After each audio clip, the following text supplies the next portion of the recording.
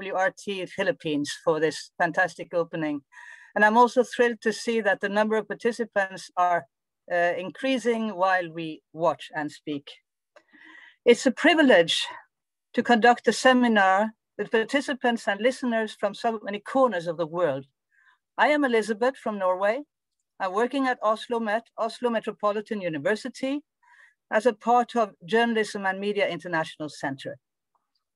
Journalism and media are important regarding women's struggle for equal rights. In the media, we may recognize ourselves at times. We might find role models and decent coverage of our work. We may network with social media and thus support each other better, increasingly also globally. Or we may react against male-dominated media coverage, against nasty stereotypes, against marginalization of women, against social media threats. In most countries, women are slowly increasing their representation in newsrooms, also in leading positions. In some countries, though, ravaged by conflict and war, the number has actually decreased due to threats and even targeted assassinations, such as in Afghanistan. Journalism and media education is of vital importance in the struggle for equal rights and freedom of expression. This is where new generations of female and male young journalists come from to join the ranks of the professionals. Thus, our webinar today will focus much on such education. Everybody relates to media and journalism. Thus, this should be relevant for a broad audience of people. If you are not a journalist, you may be a media critic or a media supporter. I will now present our first speaker, Violet Gunda, the president of IAWRT, International Association of Women in Radio and Television. She is an award-winning journalist, originally from Zimbabwe, but forced into exile, and leading now the IAWRT from London. She is a media entrepreneur, and she struggles against authoritarianism, for democracy, free expression, and women's rights. I wish you a very warm welcome, Violet Gunda, please. The floor is yours. Thank you very much, Elizabeth, for the introduction. And it is my pleasure to welcome you all to this special online event on International Women's Day. I am delighted to participate on behalf of IAWRT in this event, alongside reputable champions of gender equality and social justice, including our co-host and partners at the Journalism and Media International Center at OsloMet. Likewise, congratulations to the JMIC on the launch of its special issue of the Journalism Education Journal. The journal underscores the importance of incorporating gender in training prospective journalists and promotes a culture and practice of a gendered newsroom. Today, I'd like to share with you how IAWRT has contributed to gender awareness and communication. Our organization has more than 400 members in most parts of the world, with 14 national chapters. We conduct various activities by, for, and about women in and around the media. Our projects include a natural disaster community radio in the Philippines, an Asian film festival in India, safety training for journalists, and gender mainstreaming projects. Progress has been made in regard to reducing gender inequality and social justice across regions of the world and in various economic and political aspects. However, much still remains to be done. IAWRT is proud to have contributed at an accelerated rate in recent years to the monitoring of progress towards gender equality and social justice in and through the media, as well as to the advancement of women in media professions by means of research and training projects. In 2015, IAWRT pursued a media monitoring project which involved IAWRT members in the evaluation of public radio and public television programming in 8 countries. IAWRT members from these 8 countries in 4 continents gained capacity by being trained to assess media programming and to collect, analyze, and interpret evidence about women's participation and portrayal in the media. Many of them have since stated that they have also become better media professionals by being empowered to critically examine the organizations they work for and how their organizations serve the publics. The GMP 2015 reported also that the following, that men significantly outnumber women, not only as media professionals having a voice in broadcasting, but also as invited experts, eyewitnesses, actors, or simply people shown in a crowd.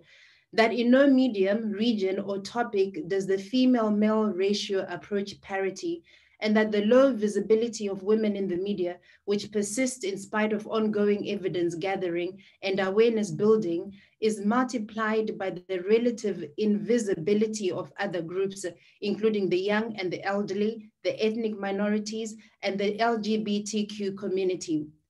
Women's low visibility and denial of voice in the media have resulted not only in misrepresentation and stereotyping, but also for women journalists in particular, in real danger and in reasons to fear for their lives when doing their work. That is why, in addition to the research and capacity building project completed in 2015, IAWRT also pursued a practical hands-on training project in 2017. On the other hand, the Safety Handbook for Women Journalists addressed the need for advice and recommendations on security and safety, especially for women journalists working in war and conflict zones. The handbook highlights that women journalists wage a war on two fronts: the war to survive and the war against the system, which increase their vulnerability when war and conflict are also involved. The handbook focuses on issues related to physical safety, psychological safety, and digital safety, specifically as multiple sources are evidencing that issues regarding women's work and representation in the media have crossed over from traditional media to digital platforms.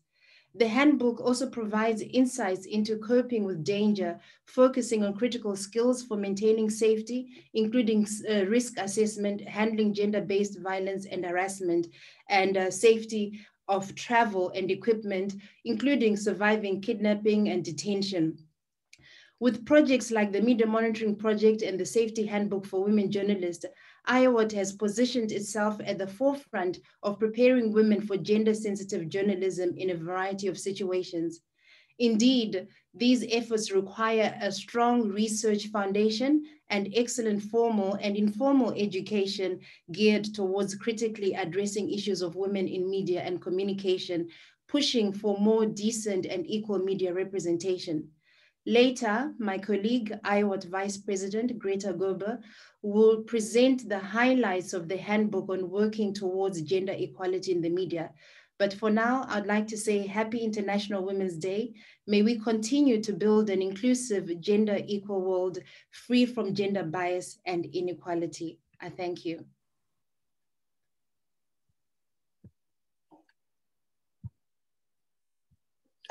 Thank you so much. Thank you so much, Violet. That was very good words from you to all of us. Now, I'd like, before we start the panel and the further speakers, to give you some news. After all, many of us are journalists and at least interested in news. The Global Media Monitoring Project, responsible for global research on gender and journalism and media, has recently conducted their 6th monitoring, including 120 countries. They do this only every 5th year. And the final and complete results will be released not before the end of May this year, but there are some preliminary results, and I will try to share them with you now. Yes, I think you can see them, right? So the main purpose of doing this is actually to find out who represent the news subjects and sources. And here you can see the development of women sources and news subjects from 1995 to 2020. As you can see, for newspapers, there's a sliding downwards a little bit. For television and radio, it's a little bit better. And for the 2 last periods, we have also monitored the internet versions of various news media. Let me proceed with the next slide if I can. That proves difficult. I don't know why. Well, the other slides are much the same, doing a little bit more in detail. And I will see, I can share the other slide with you, which is of particular countries represented in this panel when we go to the particular countries. So I leave you with this for now and stop sharing it, but you can all access the GMMP website for further results. They also publish gradually new results on their Facebook page. So this is an opportunity to know more about how the news media develop when it comes to attention to women as sources, as news subjects, and also women reporters. So thank you for this. I will then talk a little bit about the journal that we are concentrating a bit upon today. In 2019, the Universitas Indonesia hosted a conference on gender journalism and media with participation from at least 12 countries across the world. Women participants it were, and quite a few of us were there, of the ones who are speaking today. The idea was born there that we should contribute with a special issue focusing on gender in journalism and media education. And we looked for contributors, and we also looked for a journal who would accommodate us, which was then the Journal of the Journalism Education organization. It's called the Journalism Education, the journal, and it's open access, so you can all read it.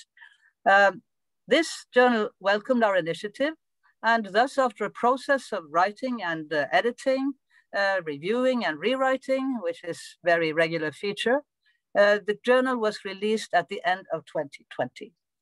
Professor Geeta Bamazai, former head of communication research at the Indian Institute of Mass Communication in India, and we were co-editors of this volume. And I now give the floor to her so she can introduce the issue. But first, Geeta, can I ask you a question? India was pretty low on the GMMP statistics. Could you say what is the main challenge in India concerning gender and media? Geeta, are you there? Yeah, I'm there.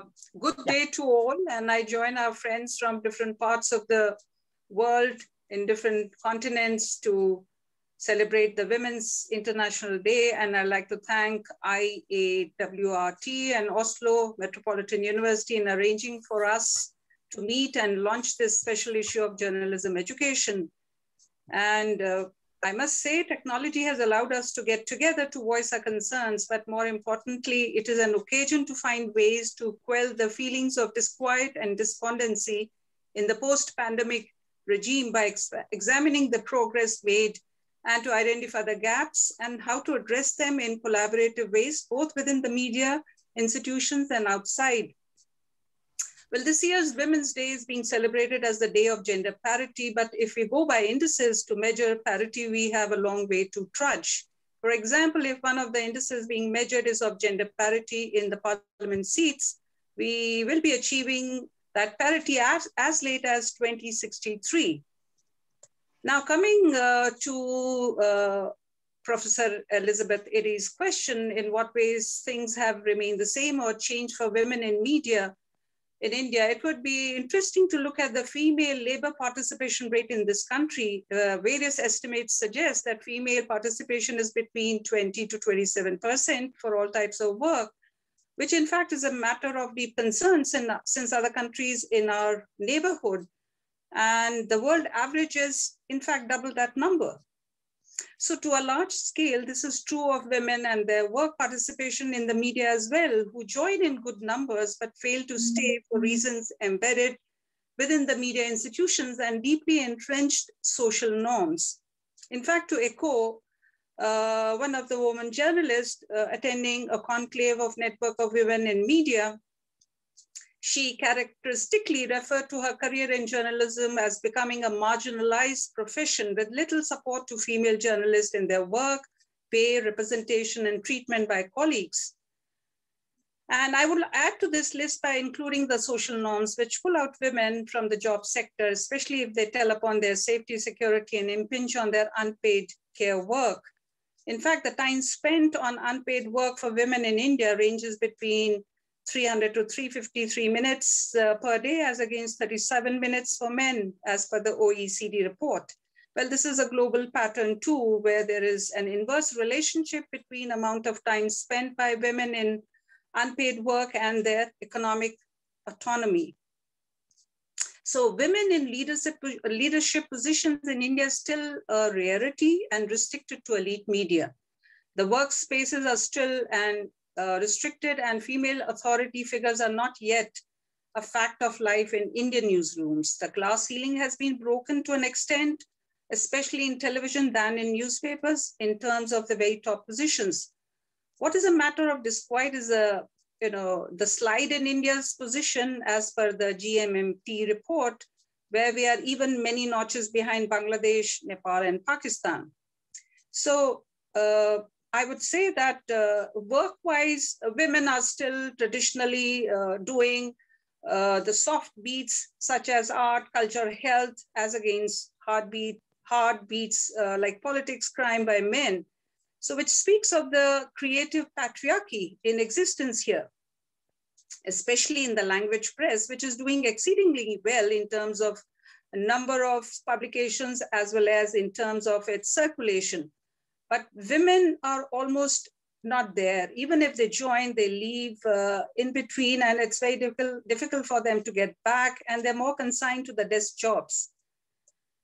Nevertheless, we may as well celebrate some successes by women in India, especially in laying down benchmarks and prevention of sexual harassment. We had a recent case of a very well-established woman journalist who was actually involved in a defamation case filed by a very well-known editor of a mainstream newspaper, and who later became a politician. In fact, the court ruling went in favor of the woman journalist, and actually responded in its statement, emphasized that the right to protect one's reputation cannot be at the cost of women's right to dignity. So we are making some progress in India, though it is slow and tardy, which requires greater scrutiny and attention by all stakeholders. So that's a response to your question, Elizabeth. So let me go. Thank you. Yeah, go on to then you can go on to present the journal. Thank you very much. It just takes some time to fiddle with the buttons here. Thank you. Okay, great. So let me just give you an overview of what we have done in this special edition of Journalism Education, and which is focused on gendered perspectives in journalism education. And it has brought home the realization of making journalism education as a gateway. In fact, not much attention had been given to journalism education, and we have had more emphasis on how women are being portrayed, their participation in newsmaking, and also their position in decision-making levels. But we are trying to suggest, and this is amply proved by the kind of papers that we have brought here in this special issue, that journalism education can become a gateway for redeeming the slow progress in achieving gender parity, both in terms of participation of women in the media profession and in news meaning and coverage of gender issues. Now, this issue of journal actually presents several studies which show that men still are dominant in the media output across the planet. And as Elizabeth mentions in this particular introduction, that if somebody was visiting us from some other planet, they would get an impression that the world is dominated. I mean, only men live on this planet. So we find that men are still in leadership positions and thus have much power to define what important news is. Still, when we refer to gender perspectives, we actually mean it to be inclusive of approach and in treatment also. So in this special issue, we ask whether institutions where they're trying to impart education in journalism and media studies, whether media professionals, how they can take the issue of gender mainstreaming seriously and highlight variety of ways to address gender and journalism in higher education as well. So the premise of gender mainstreaming is built on an enabling process of change in all. I mean, I'm trying to define what gender mainstreaming is, because it's not just tinkering here and there with, introducing a paper or trying to have a seminar. I think it actually covers all the process of change, which actually deal with policy formulation, structures, and systems leading to a transformative environment. So the complexity of achieving an unprecedented scale of change makes gender mainstreaming as both overtly ambitious, but is rooted in the gender equality concepts of feminist theory.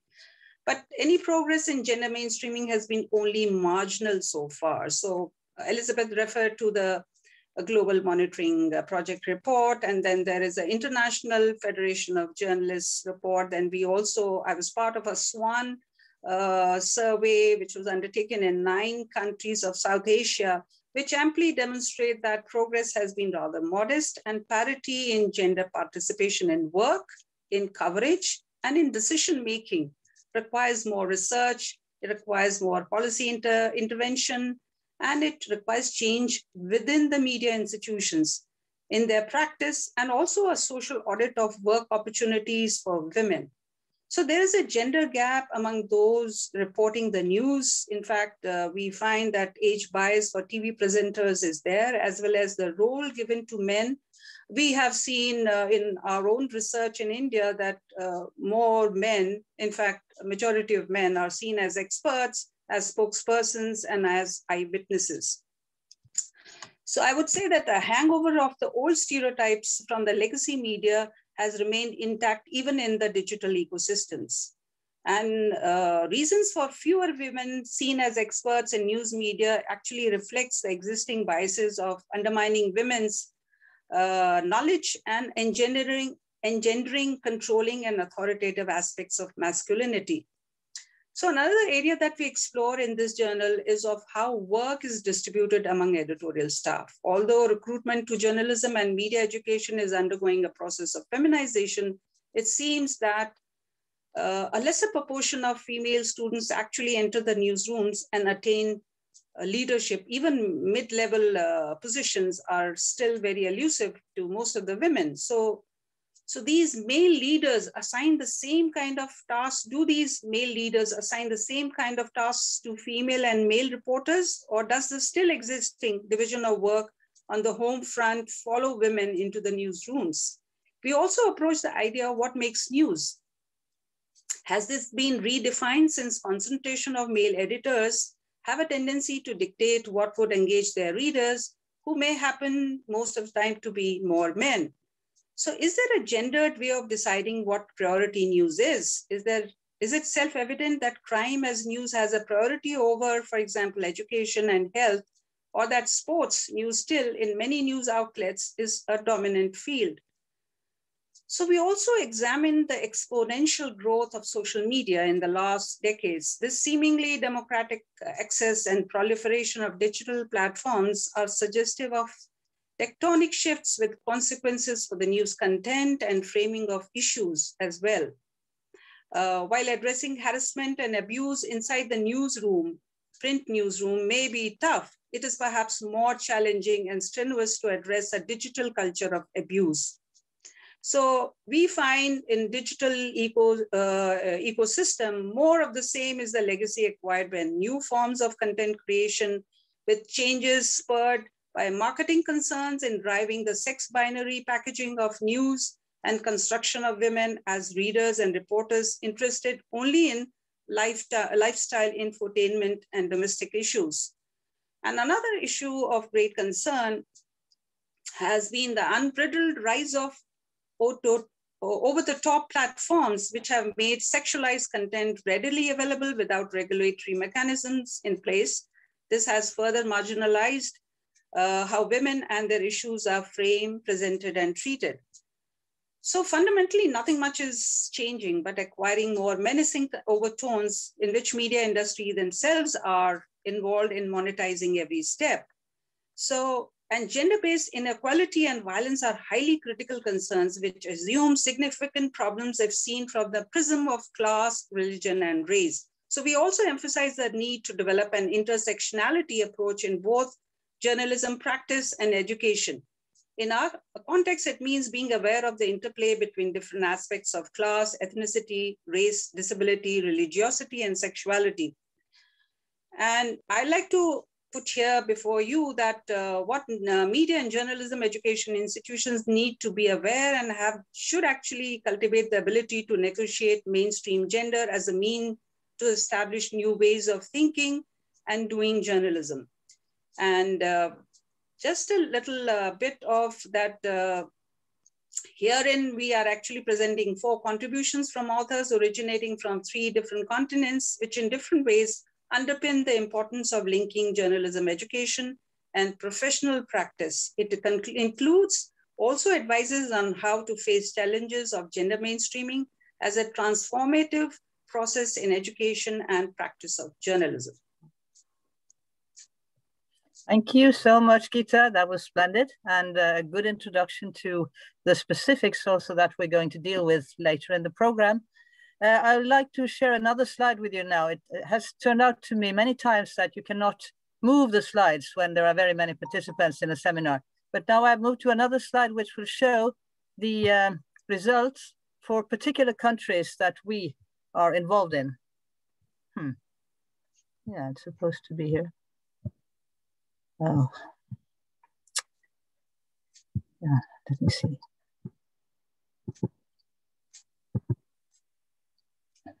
No, now the same comes up. I'm sorry, this is absolutely not the way I used to have it when I share slides. So I will not dwell with it. I'll send it to the moderator and then we can show them later. So after Gita, the main speaker now will be from a neighboring country, which is Nepal, to the north of India. And I want to start with you, Samiksha, who you are a lecturer at Nepal Open University, and you did your doctoral degree actually in half in Norway, but mostly fieldwork in Nepal, in your own country, on gender in Nepalese media. So Samiksha, first, could you very briefly answer the same question as I put to Gita? What is the main challenge you see for gender and media, gender and journalism in your country, Nepal? Thank you so much, Ida, and thank you, IAWRT and JMIC for this opportunity. To start with a positive note, the issue of marginalization, particularly when it comes to newsroom, I think that has been somehow addressed if I compare the situation like a decade ago. Similarly, the issues of gender inequality in the newsroom and even the gendered behaviors, I think it has been addressed up to some extent. But I think the serious problem is there when it comes to participation of women, particularly in decision-making level. Even today, there are less than 10% women in mid-level to executive roles in newsrooms. And worse that despite our 120 years of history in journalism, not a single mainstream Nepali news media have trusted a single woman to be an editor-in-chief or head of the news. So that I think is quite unfortunate. And the next issue I would say when it comes to gender and media would definitely be about representation as a news source or news subject. The number of women news subjects, even while looking at the preliminary data of GMMP, it's definitely on the rise. We definitely see more and more women being quoted, featured, interviewed than before, particularly in online news media, which is one of the most popular news media platforms. Yet I think there are, I sort of see like major 2 problems. One is definitely a gender stereotypical representation is very much there because women are cited on very few occupational categories. Going by the data, we have more than 40% of women when it comes to local and federal government, but women politicians are hardly cited. So most of the occupational categories where women are represented are when they are beauty queens or entertainers, and in some extent women are also quoted as gender experts. Despite the area of expertise, you might be an expert in media, you might be an expert in let's say like legal expert, but then you are a woman, so you become a gender expert somehow. And that's a very popular trend when it comes to the coverage Nepal, that's what we see. And the other part is on the news stories on gender-based violence. We see more news stories on gender-based violence, which I think is a good thing, because these stories are no longer inside the blanket, it's being public. But the way these news stories are reported, I think there is a major problem. The gender stereotypical representation, because doctors, investigators, police are always men, despite the fact that 40% of doctors in Nepal are women, and the police are also in the number of female police officers are also in a very good number, I would say. But the victim is definitely women, and there is not just a lack of gender sensitivity, but I think many news media are not even following the basic ethical guidelines when it comes to these rape-related stories or the stories of domestic violence, because most of the news media are in the rush to make these news stories sensational. And just to conclude on the last note, the issue of intersectionality, even Gita partly pointed out that one. The workforce, while workforce, I would say, is comparatively inclusive from intersectionality point of view, but we lack intersectionality in our representation. We still see few urban so-called upper caste, upper middle class women, despite the fact that Nepal is a country of a very diverse population. We don't see that being proportionately represented when it comes to sexuality, ethnicity, religion, and caste. Thank you so much, Elizabeth. Thank you, Samiksha. Would you like to add a few words about your, oh, I need to be videoed also. Start my video, okay. Yeah, would you like to add a few words about your paper also? I've understood that there is some reluctance among colleagues in journalism education at certain universities to include this as an important teaching subject for prospective journalists. Is that so? But you have to be brief now. Please. Yes, coming to journalism education, well, I think the first issue is of marginalization. Unlike in, I was talking about newsroom, where the issue of marginalization was not that obvious, but journalism education, there is a serious issue of marginalization, because in almost all the universities, the participation is less than 10%, and not a single university. Like right now, the Nepal Open University, which I am part of, we have made gender and media as a compulsory subject, but not a single university has a course in gender and media, and women often feel very much isolated. And my study found out that they often get these sexist comments, not just from their colleagues, but from the students, and somehow it makes them feel that journalism education is very much a masculine domain, and it's not a very feminine or a profession for women.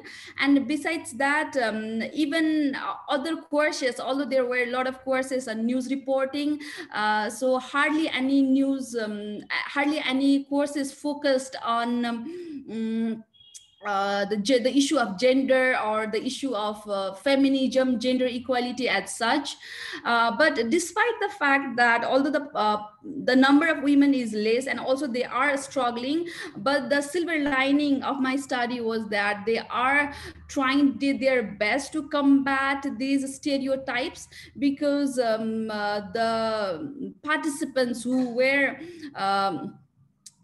the part of my study, they shared that they are encouraging even their male students to pick up the gender or the issues of gender equality as a part of their dissertation in their assignments. And they were also trying to make sort of a loose network so they could actually combat these barriers in academia. Thank you. Thank you. Excellent. I think this, this is a challenge that we face in many parts. It's not that our university is so brilliantly including that part of course curriculum. So I think this is something, once you have established it, you also have to defend it. If not, it might disappear. That's gender perspective in education. Well, next speaker here. Thank you so much, Samiksha. Next speaker will be Florence Namasinghe, who together with her colleague, Aisha Sambachia, you did a paper where they focused on young male students' willingness to study gender as part of their journalism studies. But first, Florence, And your surname, I know, is also Selnes, and Selnes was the one who brought you to Norway, I think. Yes. Which is nice. But please, Florence, now first try to be short about the challenges you see, because you know still Uganda, even if you now live in Norway, you still know very much what's going on in Uganda. So Yes. what is the main challenge for gender and media in Uganda, in your country of origin? I think in relation to female journalists,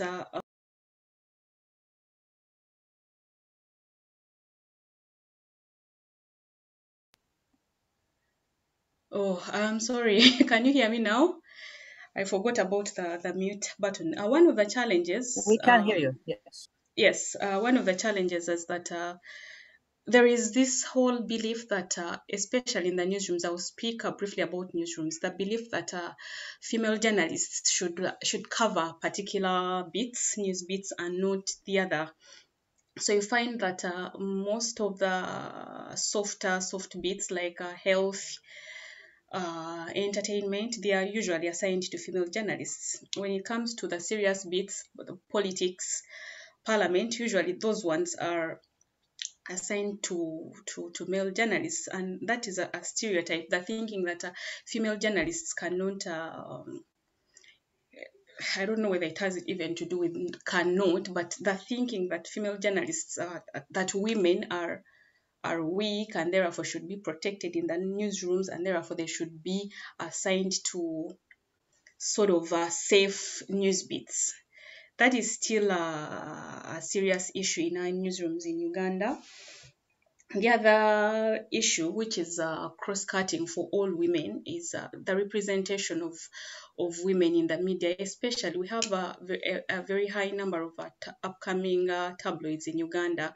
So there is a tendency to portray women. You find cover pages, pictures on the cover pages of most titles of tabloids, naked women. There is a tendency to focus so much on the women, the body of a woman, even when the leading story on the page is not about the woman.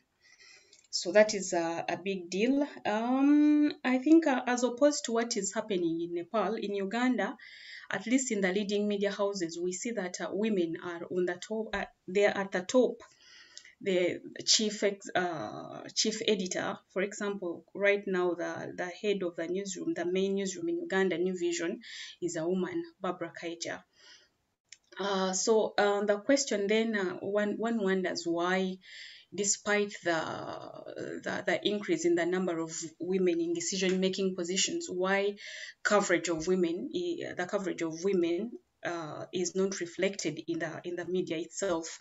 So that is the question, and I guess the Gender and Media Monitoring Project should think about that in the next 5 years or 4 years when the research is conducted again. The other challenge I guess that we are facing in Uganda is the turnover of female journalists. We have quite a number of female journalists who come in from universities and other training institutions, but after a short time they leave the profession for public relations and for communication related jobs. So the challenge there is, I think it has a lot to do with family, because as most of us know that most journalistic jobs are not family friendly. And the other one is the issue of safety. It is safer to work within communication and PR than working in a newsroom, at least for quite a number of female journalists in Uganda. Okay, thank you so much for that. I forgot to say that Florence actually is a postdoctoral fellow with, start my video. Why do you need to see my face all the time? You're a postdoctoral fellow with actually my university, OsloMet, and we're very, very proud to have you in one of the programs we have there. So, and what you just mentioned is very much about stereotype ideas of what women journalists can do. I mean, I have a book here in front of me, which is called Women of the World.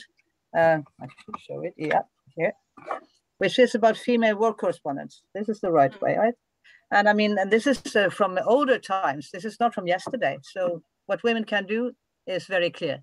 they can do a lot. Then to your actual contribution to the journal, Florence, where you found there was a reluctance among young men to venture into this kind of education. Why would that be? Wouldn't they be pleased to learn more about gender? Why don't they? Yes, I think like some of the conclusions we actually make, the research we did with Aisha, my former colleague Aisha Natural Asembati, one of the conclusions or the observations we make, we found that male students consider the whole subject of gender a feminine thing, a woman's thing. There is that that thinking or that belief that gender issues should only concern women and not men. And also one of the observations or even conclusion we make, let me try to look from one of my slides, was that cultural factors and religious factors have a lot to do with how male students regard the whole subject of gender in media and communication. They believe that our study highlights that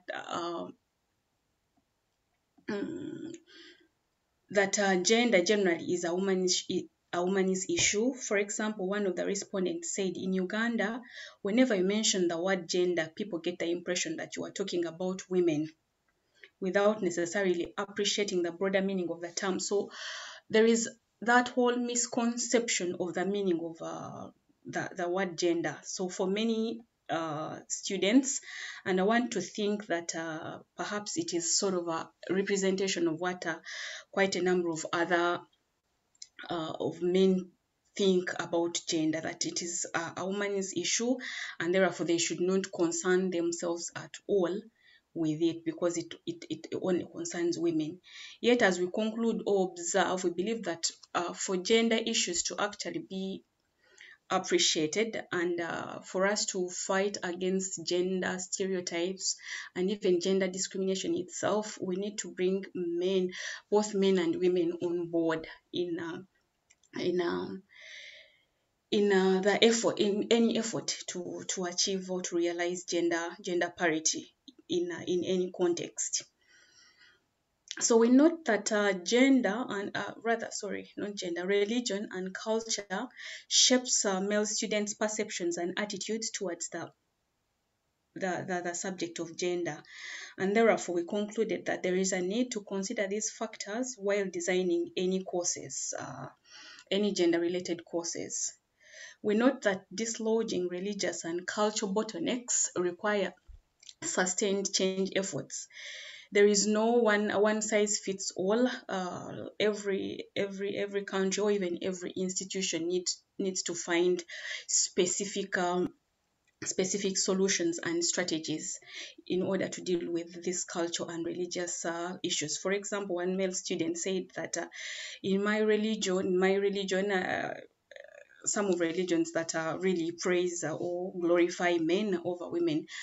So there is that thinking that he doesn't need to concern himself with the whole issue of gender at all, because according to him, women should be in a certain corner. Therefore, there is no need to study or even understand the whole aspect of gender. So we note that universities ought to provide training that problematizes and articulates gender issues in order to attract both male and female students. And that is because we found that male students are not so much interested or even concerned with studying gender or even understanding gender issues. Yes. Hello? Splendid. Yes, start my video. Very good, Florence. Thank you for this. And I hope that this also stereotype view that gender is women, it has to do, of course, with the way in which the male has been universalized as the norm. And this is something we have challenged for decades and decades, but I think your research, and I think other research as well, shows that we will have to continue to challenge that normativity. Next on my list of panelists is now Karen Ross. We are going to Newcastle for the moment. Karen Ross is professor at Newcastle University, and she has worked for a long time with a team of researchers in AGEMI, which means the Advancing Gender Equality in Media Industries. And she has made a paper for this particular journal together with Claudia Padovani from Italy. But it's Karen who's going to present the AGEMI to us. But then I guess, Florence, you have to unshare your screen so that we can have another screen up. So Karen, are you with us? I am, yes. I'm not you sure are. And first, if you can answer, even shorter than the others, a little bit about the UK challenges to gender and media, the most important. You got done away with the page 3 girl, they sort of mainly, that was ages ago, but what's the challenge now then? Yes, page 3 was abandoned in 2017 as a consequence of significant feminist activism. So that was brilliant. I would say that the main challenges are around promotion, around getting women into senior positions.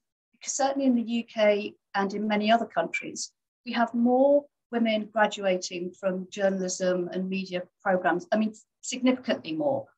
My own course, so I teach a course actually on gender and media. I've got 50 students and 48 are women. So women don't have a problem entering the industry. They have a problem in staying in the industry and being promoted. So if I just give one example, or 2 examples, 2 senior women, editors-in-chief. Catherine Viner at The Guardian became editor-in-chief in 2015, the first woman editor for 197 years of publishing The Guardian.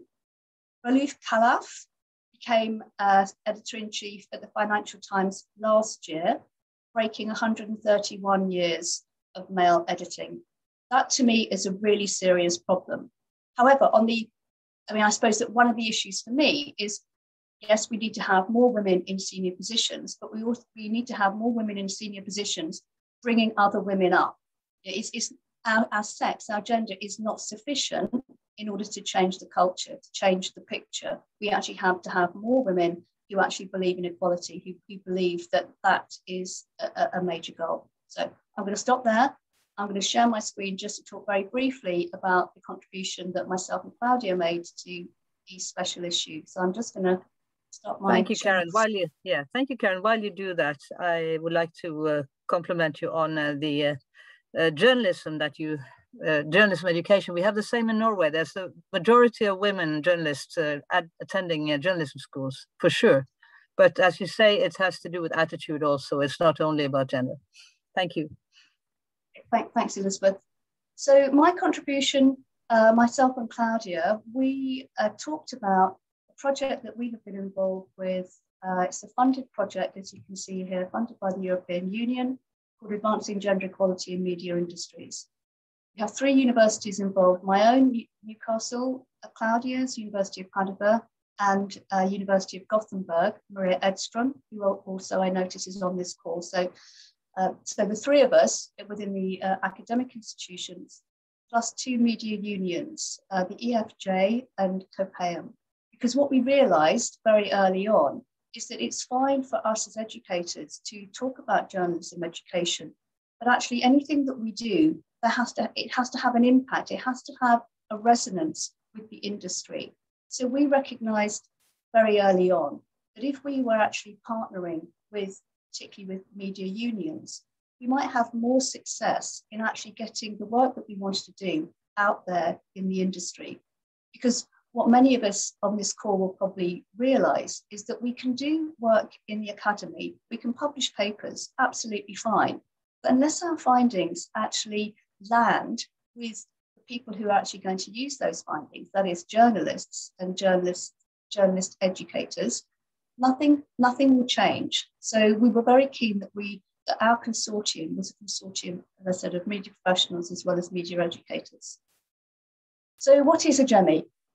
Well, I'm describing it here. It's basically a web-based project. It still exists, even though the funding has finished. It finished in 2019, but the universities involved in the project are supporting the continuation of the hosting. So although it's not really managed, it still exists, it's still alive. As part of our sustainability program, we have developed an AGEMI YouTube channel so that the lecture materials and the little video lectures and the video interviews are all available through the YouTube channel, which if you go into YouTube and you type in AGEMI project, you'll find our YouTube channel. This is us, a lovely, it was a brilliant project to work on because fortuitously, we all liked each other. It is not always the case with collaborative working, as I'm sure most of us know. These are the primary elements. So resources bank of good practices. We had reached out to any number of colleagues, individuals, organisations to say, do you have an example of good practice in terms of advancing gender equality in a media industry or in a monitoring process or anything that you're doing which is around gender equality in media? Send us what you have, send us a note, send us a link, and we will then consider that good practice. And if it kind of meets a set of criteria, we put it up on the website. So anyone at any time can go and have a look at the resources bank of good practices. We curated a set of resources, which are really the resources I've just described, but we also created a series of learning resources. So we have developed what could be taken and has been taken as a standalone module comprising an introductory session and then 9 thematic sessions on different topics. And again, you can go onto the AGEMI website, you can register on the website, it's free, it's basically your email address, and you then can access everything, stream it live, download it, it's up to you. We want everyone to benefit from the considerable work that many of us put into developing the AGEMI website. So those thematic interviews we've done with a series of, I think we have 40 thematic interviews with different women and occasionally men talking about what they're doing, their journalists, media organisations. We also organised a summer school in August 2018 at the University of Gothenburg, which Maria Edstrom managed and led, and it was just a really brilliant experience. 10 students from each of the 3 universities came together along with us and actually had a week of talking through issues around gender equality in the media, and it was a very successful summer school. We also organised a series of internships for those 20, I think in the end, 28 students in different places. We are also currently still uploading the change section. So we're still interested in new ideas, new activities, new initiatives, which are going on globally around this, the general idea of advancing gender equality. And we're also currently working with the EVE project, which is Erasmus Virtual Exchange. So the EVE project have used the AGEMI resources in 3 iterations of training with young people, not necessarily students, but young people generally.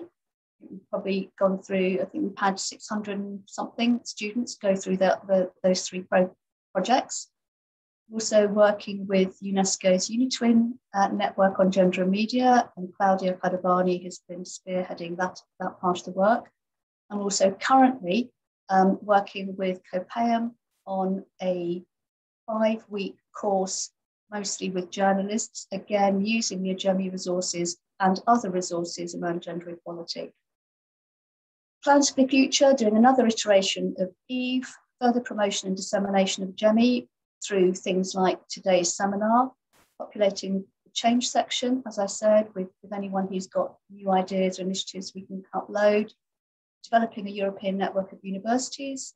That's a kind of longer term goal because that's actually much more complex, and trying to find other ways of sustaining the AGEMI platform.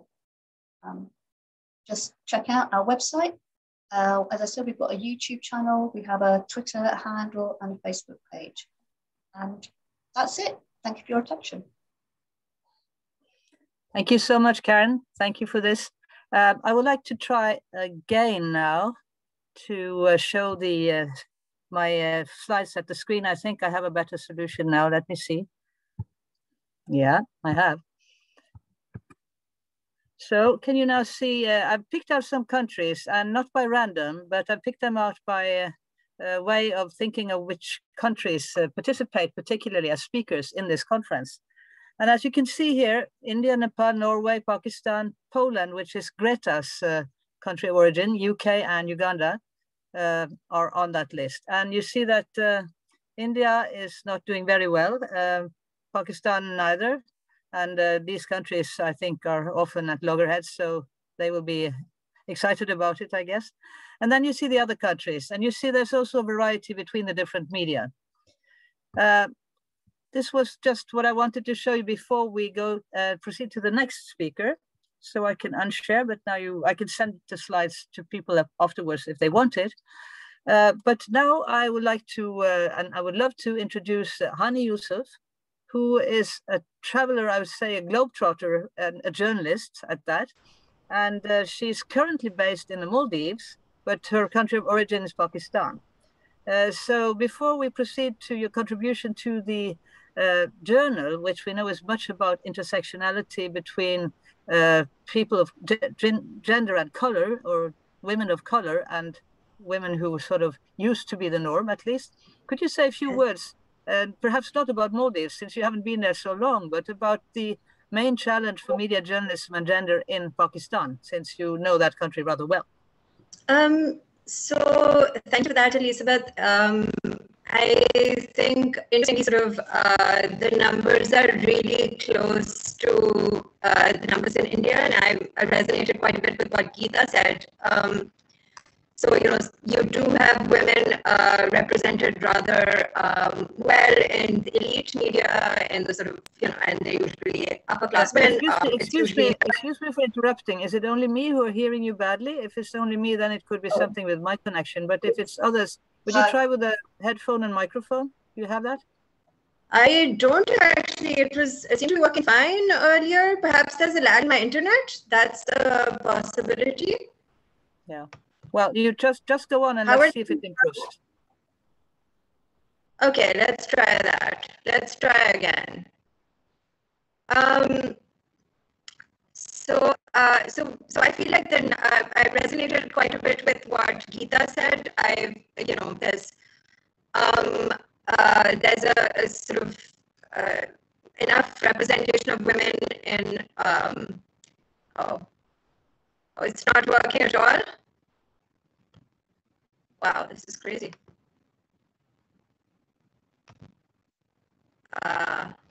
Yep.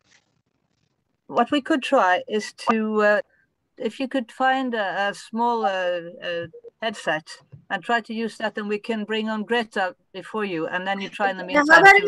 That sounds great. How about I try with the video off? I think that might work better. If it's, yeah, close the video and see if it works better. Yeah, please.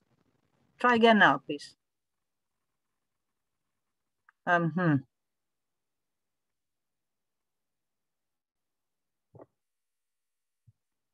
Hani, I wonder if we lost you for the moment.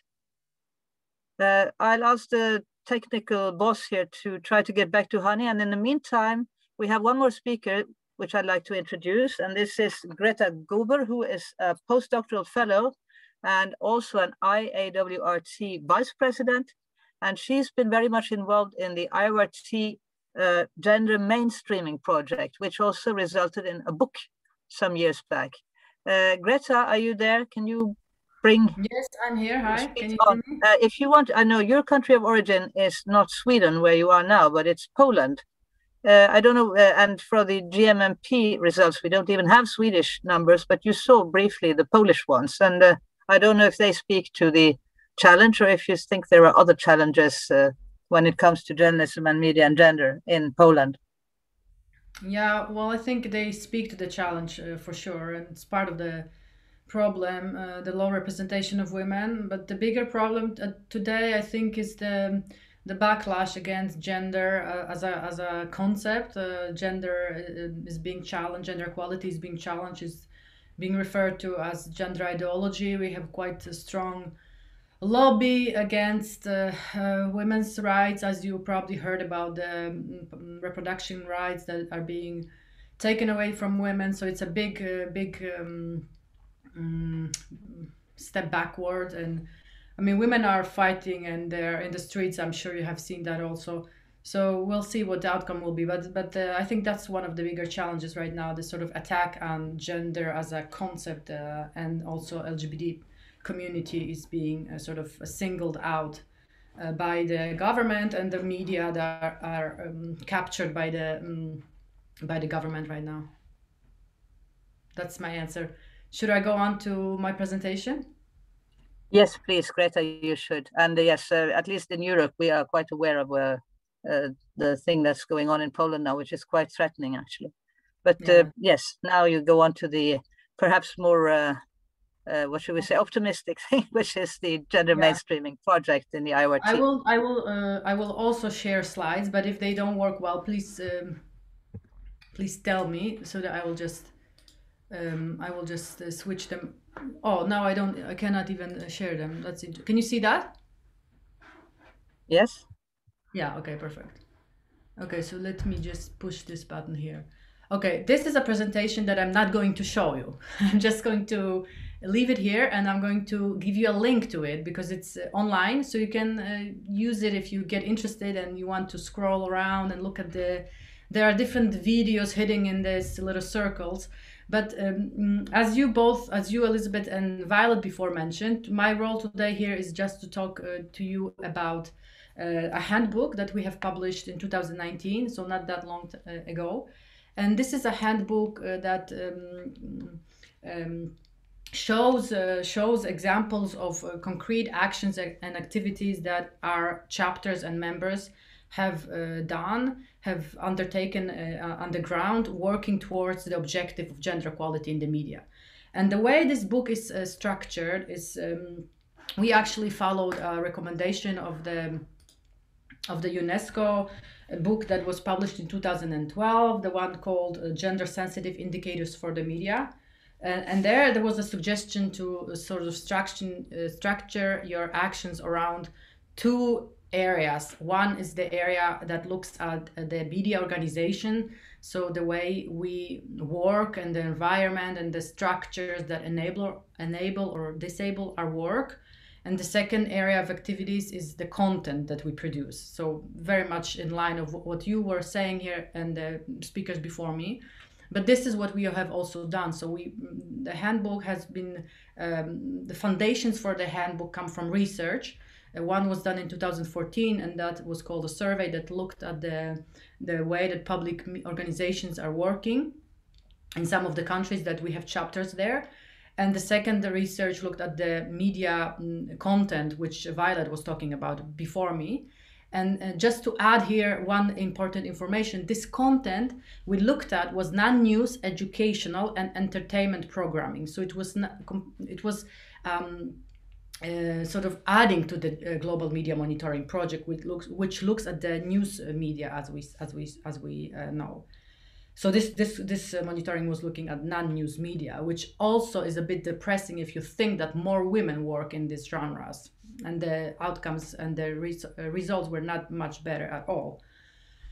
And here you have a quote from President Rachel Nakitare from that time, who was the president of IAWRT at the time when this project took off. And she said that we wanted to start with research to kind of bridge the gap between media and practice and enhance the research skills of our members. But for me, the person who was conducting this work to put together this handbook, and I was working with a researcher also, the nice realization was the sort of resilience of the members that I saw coming through in the activities undertaken. Because of course, keeping in mind of the national challenges and the challenges that many of you talked about for women working in the media, and the individual challenges of the members and the IAWRT chapters, the way they are positioned in the country between different organizations working with gender and media, is all very important context. But nevertheless, from one activity to another that we try to collect the evidence, we saw this this resilience, and people finding ways of working to advance this cause of gender equality in the media wherever they stand. So I think the kind of simple takeaway from this handbook is that you can always find ways of working to advance gender equality. It can be on an individual level, on the level of your organization, on the level of your nation, or even internationally. I will speak of an example here. So this presentation and the handbook, it's there online. It's you can download it, and we really hope to inspire you to look at these different examples of what you can do, and just kind of reinstate what I said. There is always a way to advance gender equality. But for this talk, very quickly, because I know we're running out of time, is two examples of one coming from the actions from the group of actions that foster gender equality in media organizations, and the other one media content I will talk about. So for the media organizations, I actually chose Asian Women's Film Festival, which you already heard also Violet mention. And when I say film festival, you probably immediately think film content. Why not put this activity, this event in the other group of action? But here the festival is presented as a initiative that is a sort of enabling structure that was put in place by women, IAWRT members from India, who many of them are filmmakers. And at some point they realized that they lack a platform where they can collaborate, where they can meet each other, and most importantly, where they can showcase their work. So what they did, action-driven as our members are, they took matters in their own hands, and they created a film festival, which did just that. It became a platform for collaboration. It became an important venue to showcase works of women of Asian origin, and it started in 2005. It celebrated its 17th anniversary or edition just 2 days ago. It ended because it's always launched around International Women's Day. And it's still the only event in the Asian region that showcases work of women. So it has grown, as here Reena Mohan says, are a member of IAWRT International Board right now. Over time, we've grown from strength to strength in audience, in participation, in filmmaking, and in media coverage and response. And I just want to add one point here. I think what this film festival did is challenge this stereotype that is still mainstream, and many people hold it dearly, that first, that women don't make film. We often hear that when we see festivals and there's not much film from women, that women don't make film.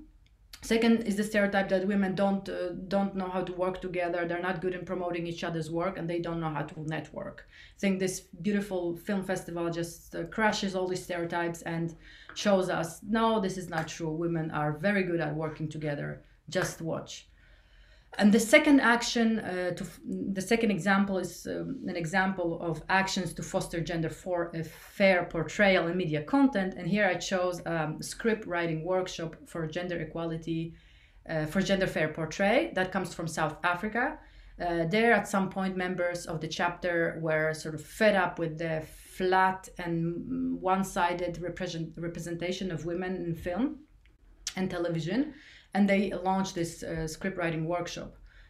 Here is a quote from Makaganava, who is the head of the chapter, and she's also working as a screenwriter for South African television. And she said, sitting in story rooms where we brainstorm characters and build storylines, I am constantly amazed at the limited lens through which women are seen and how their worlds and stories are populated with negative and uninspiring stereotypes. I think it's super important that Ganra and the Female Factors workshop has actually listed these stereotypes. It has provided a list of what are we talking about when we say gender stereotypes. Because as one of you, Florence, said, even the simple concept of gender is not clear. It's not self-explanatory to many people. We assume it is, but it often is not. And I've come across many times that you say gender stereotypes, but people go on perpetuating them also because they don't really know what these stereotypes are. So here is a list. It's probably country specific, but it would be great if each country could have a list of their own and really tell the journalists, here, look at it. And this is what we're talking about when we say gender stereotypes and racial stereotypes and other stereotypes.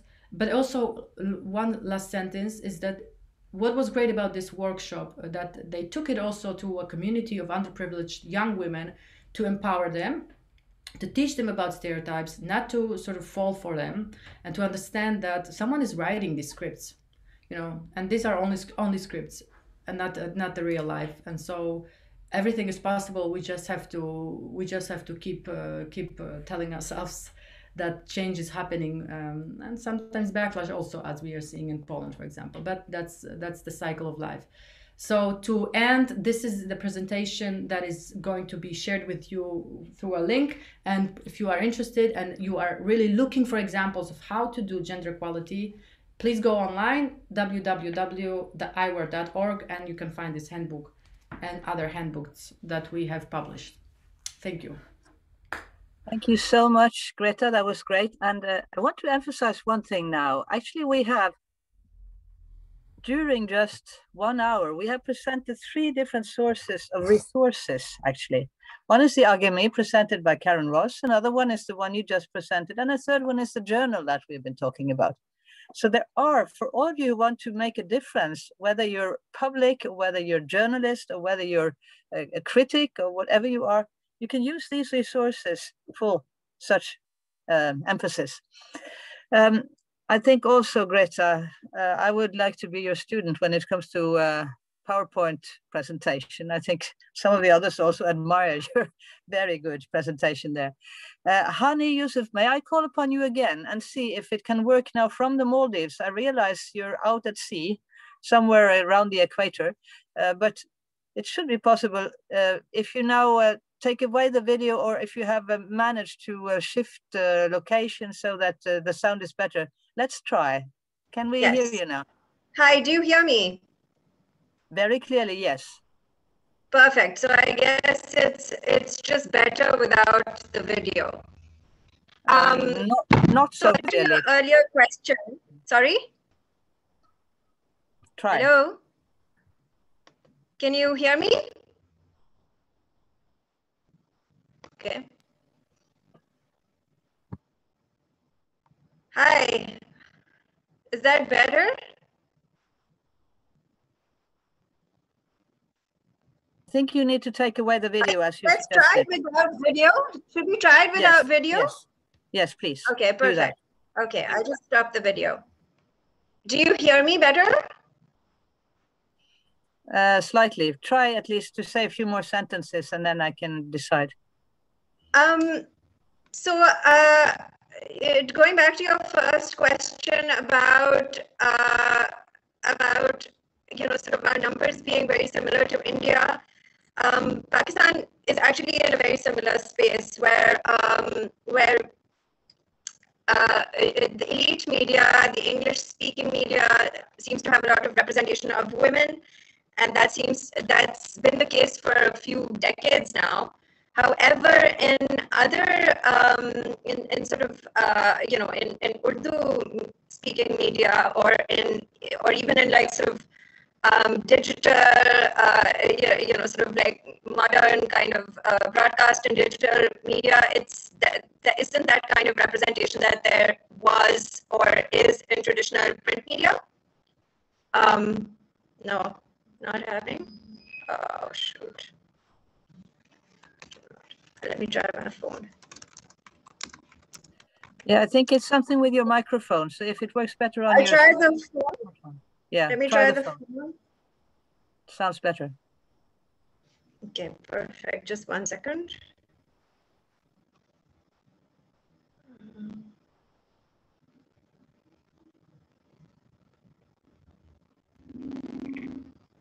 How is this? Wow. It has a fantastic series of echoes. So at least it's an experience, I'd say. Try to speak a little bit more.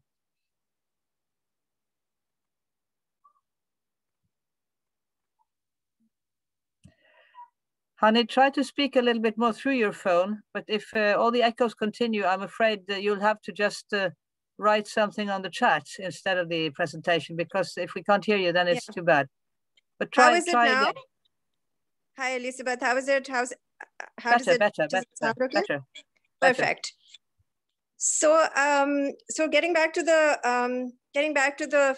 question, the numbers are very similar to India. I think because the sort of landscape is pretty similar. So traditional print, sort of English-speaking media seems to have enough representation of women, and it's been this way for many decades now, with sort of women also being sort of also editing and also having positions as editor-in-chief. So it's not the traditional English-speaking print media that's the problem. However, I think we've gone a little bit backwards in that sense, where broadcast and digital media aren't as well represented. Women are not as well represented anymore. So the numbers, of course, they need to improve, but journalism in general, the general landscape needs to improve. So I feel like I resonate with a lot of what Geeta said, but also a lot with what Samiksha said about Nepal, where sort of there's just generally a lot needs to improve within the landscape. Hello. Hello.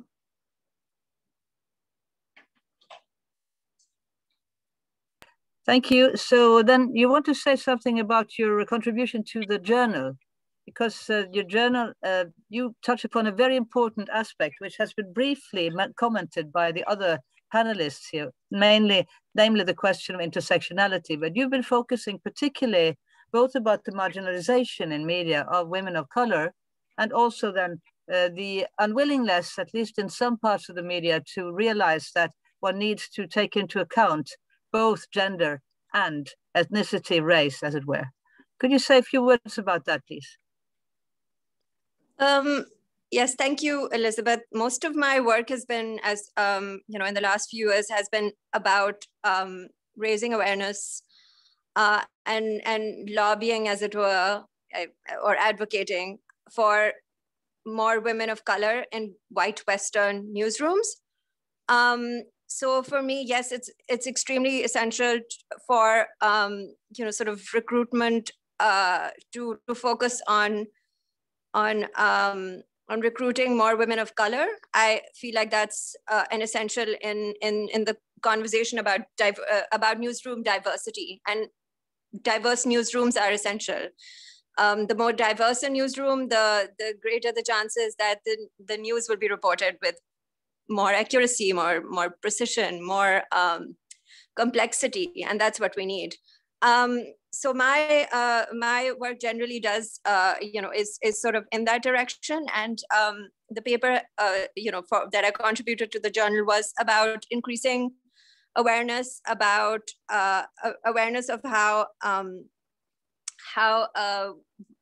marginalized, how women journalists of color feel marginalized and stereotyped within a sort of Western newsroom context, and this needs to change. This needs to this needs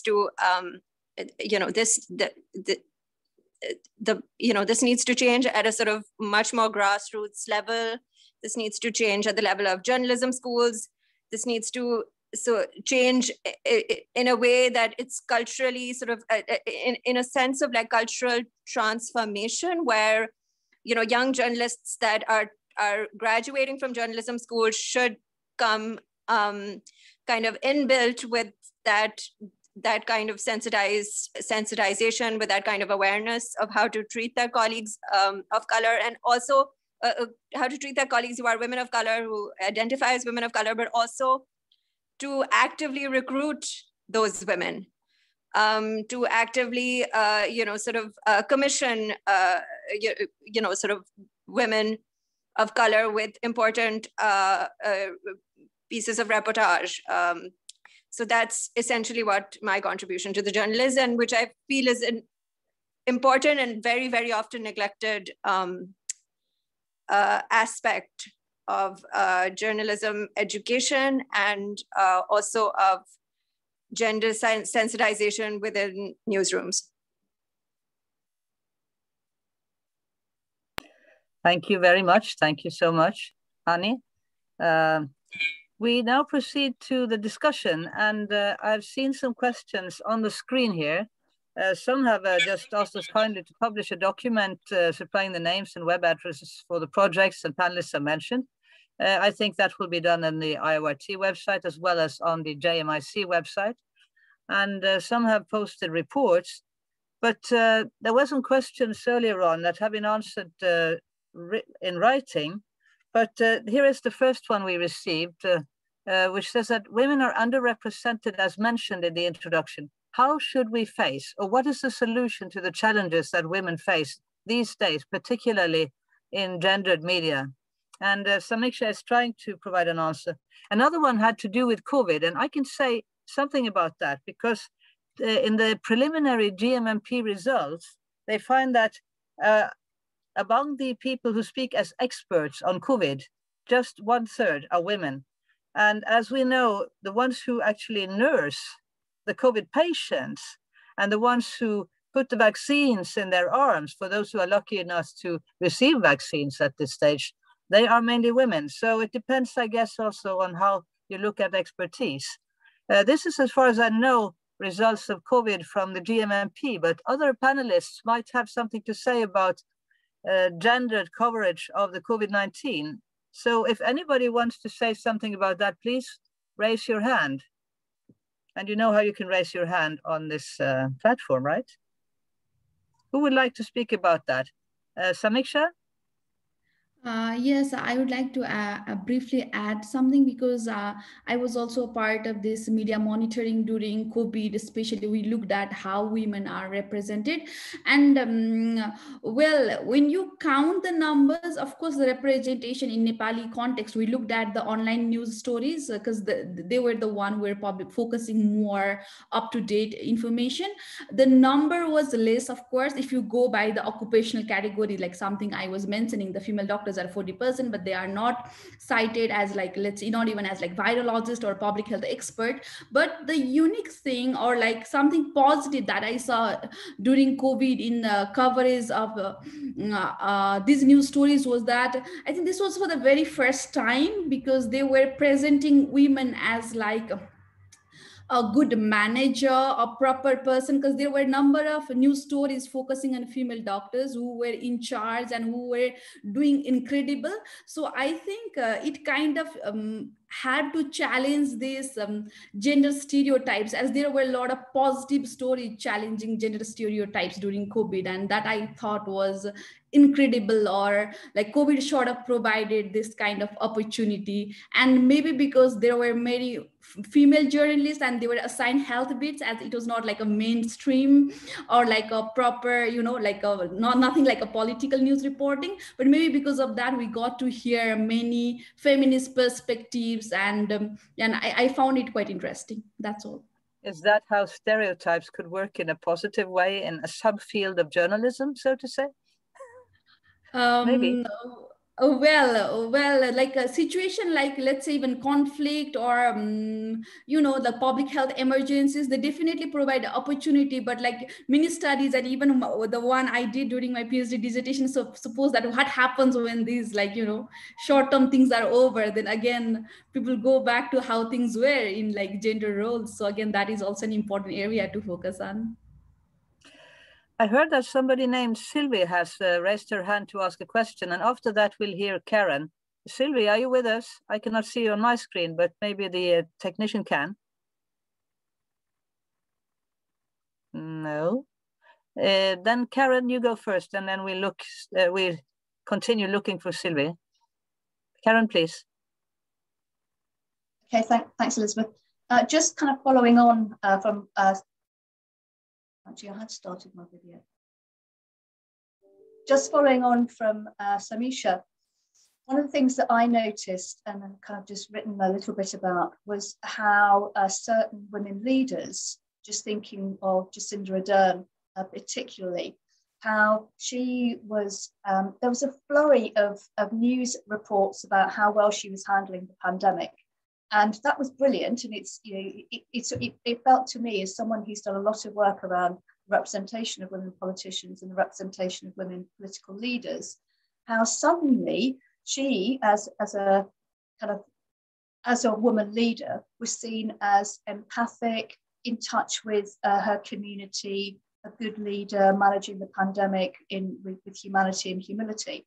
And that was brilliant to see. What was interesting is that was very short-lived, and it was very much kind of focused around the lockdown and, you know, what was happening in New Zealand, and continues. You know, New Zealand is pretty much back to normal and has been for some time, unlike many of the rest of us in elsewhere in the world.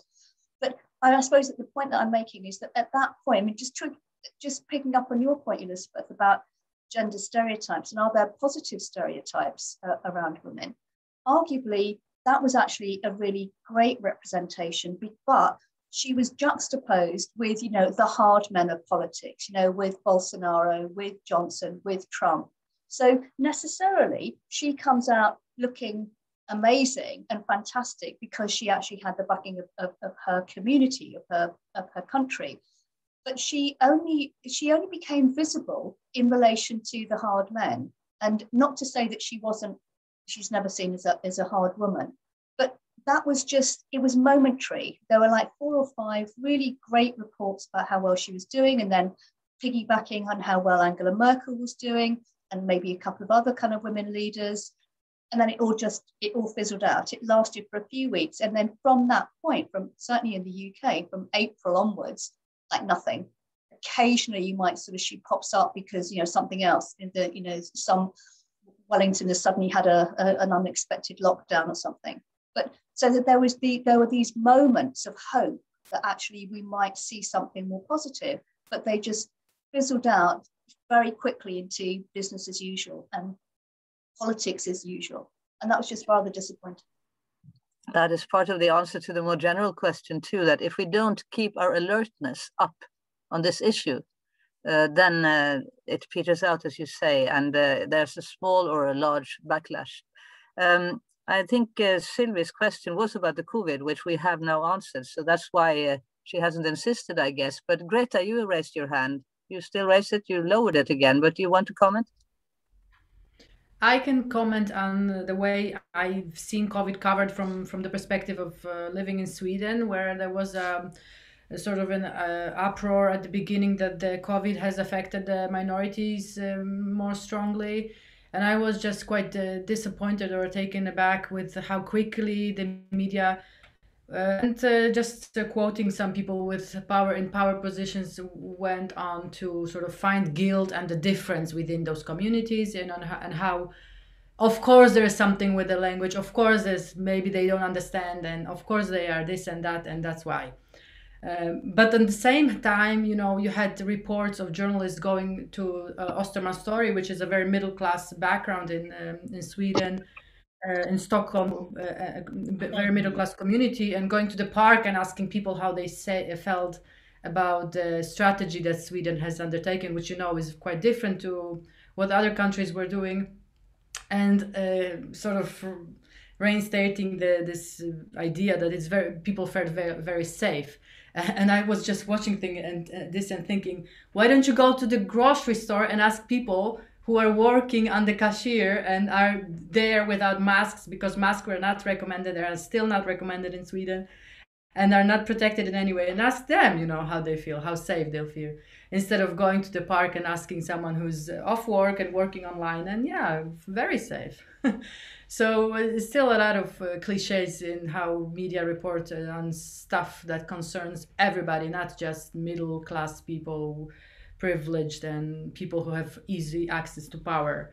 So holding people accountable to what they say, I think, is another strategy that is important to sort of pay attention to. People with power, I mean, what they say. Yeah, thank you. I do agree. I'm trying to keep track of questions. I have the not a question, but from Maria Edström, a colleague in Sweden. She recommends, very rightly so, I should have mentioned that one too, a very recent book, which is also open access on Nordicom Publisher, which is about comparing gender and media equality across the globe. It's a global volume, and you can actually very easily download that one and all use it for your purposes. The question, which is more general, I mean, I think we have touched briefly upon it, but the thing with you have more, for example, female journalists in an editorial room does not necessarily mean that you have a better gender representation. Same with leadership, at least we've seen that from Norwegian research. So what does it take then to have more progress than the very slow progress, which is demonstrated every 5th year by the GMMP? What does it take? I challenged all the panelists alike. What can we do? I mean, publishing a report every 5th year, getting slightly depressed about the slow progress is one thing. Doing our research at home is one thing, but what more? Some of us are journalists as well, or have been, so we are well connected with journalists, and they're interested too, but why doesn't it change? Karen?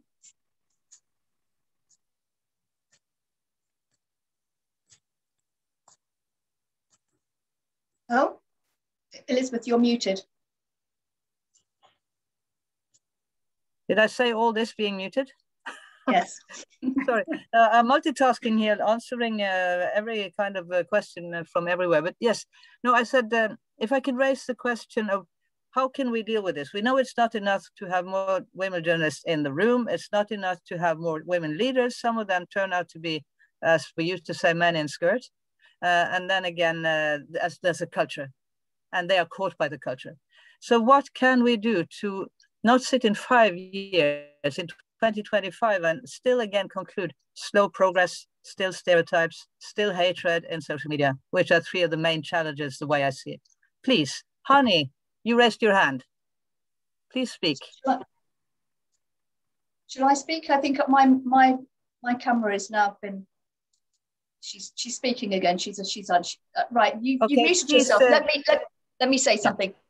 Yeah, one of the challenges that I face, and many academics face, I think, is making relationships with media professionals. And actually, so I think one of the really crucial things is for us to actually make those relationships, to put in the effort to find ways to connect with journalists so that we can translate our research into usable data for journalists to use in terms of equality training. So I think that's one thing.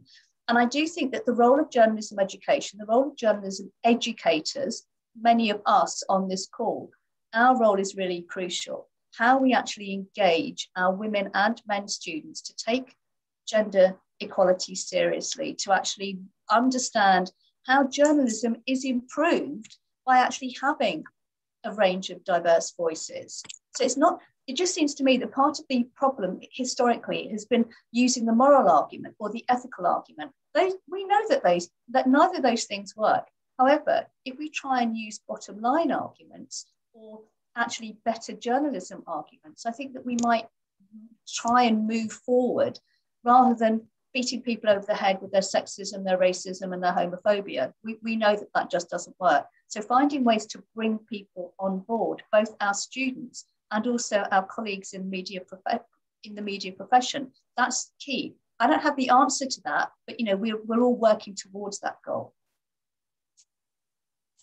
Thank you so much, Karen. That was great. Gita, you raised your hand, and I saw Hani's hand, but I can't see Hani's picture. Hani, are you with us? I'm with you, yes. I'm back. Let Hani speak first. Sorry. Yeah. So I think Karen said what I was going to say in a much more articulate manner than I can. I think it is the better journalism argument. You cannot have good journalism if the newsroom isn't diverse. It's just not possible. The complexity of a newsroom is dependent upon the kinds of perspective that's available. And yes, it's not just about sort of increasing numbers of women just to increase numbers of women, not just for the sake of it, but for the sake of better journalism. So thank you, Karen, for saying that. I agree entirely. Okay, then Geeta, you raised your hand, please.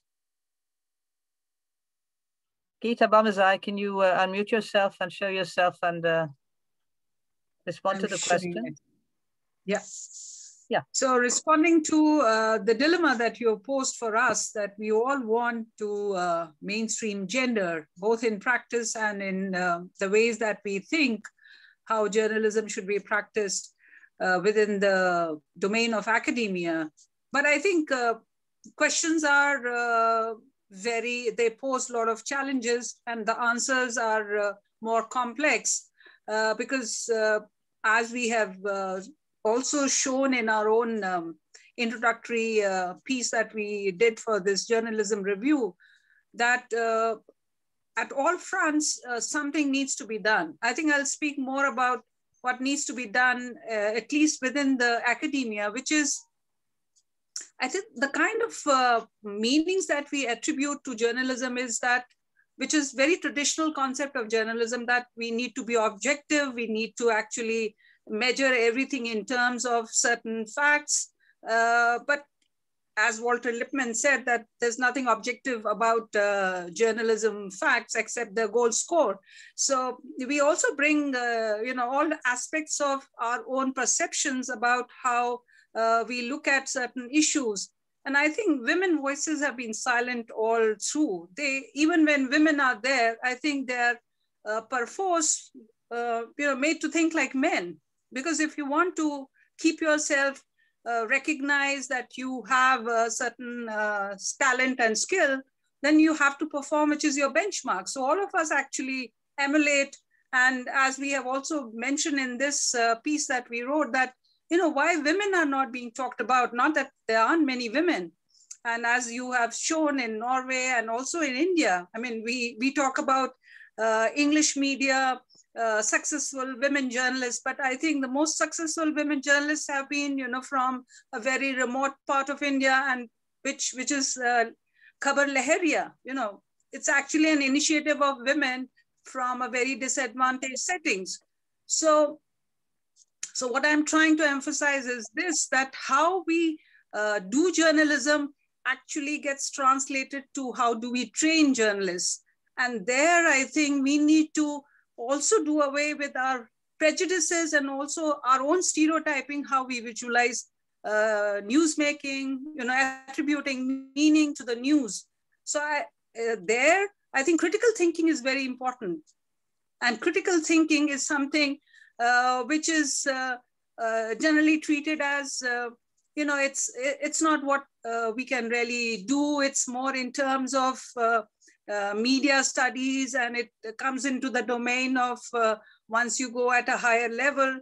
So I think we need to dispel that misgiving that critical thinking cannot be done. It's how do you actually look at an event and what kind of diverse facets of that issue you're able to manifest, and you're able to analyze it. And I think here technology has been of actually helped us, because we are now looking at data, and data which is not actually a data which is only a generic data. It's actually data which has multiple facets to it, which can really populate your story with a lot of different dimensions. So second thing I like to highlight is that data-driven, evidence-driven facts and stories, narratives, which have more meaning, weight, need to be actually, so it means hard work for the academia, for teachers who teach journalism. So it's not just about go out, report,